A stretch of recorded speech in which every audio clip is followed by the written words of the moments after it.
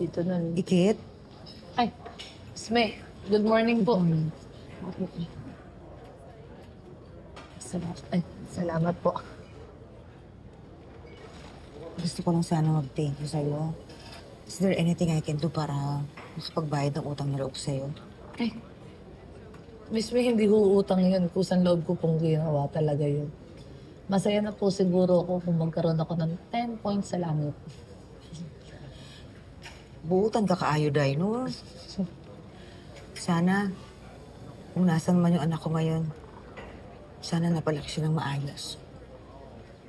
Sana kagaya mo siya na very understanding at madaling magpatawad.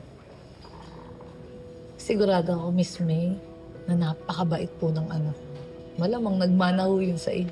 Kaya pag nagkita ho kayo nun, ipagmamalaki niya po kayo. Kasi po napaka mapagmahal ng nanay. Ano mo naman nasabi? Kasi Miss May, nung pinagtanggol niyo po kay Tita Rica, na-feel ko po yung pagmamahal na yun. Kaya nga po nung nag-iisip ako ng pang peace offering, inisip ko po na pagluto ko na lang po kayo. Kasi dati po, tatay ko lang po yung pinagluluto ko. Ngayon, pati na rin po kayo. Kasi nanay na rin po yung tingin ko sa inyo. Salamat naman kung yun pala ang tingin mo sa akin. Alam mo, siguro, kung magkikita kayo ni Emily, malamang magkakasundo kayo. Sana nga ho, kasi magka-birthday ho kami, di ba?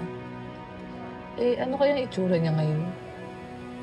Feeling ko magkakasing ganda ho tayo. Alam mo, yan din ang ini-imagine ko. Ano na kaya itsura niya? Isa na lang kasi yung picture na naitabi ko eh. Ah, meron po. Pwede ko po bang makita? Oo. Ito. Alam mo, ang cute-cute dito ni Emily. Isa na lang to. Kasama ang tatay niya. Talagang nag-aawa ng pamilya ko na natitira.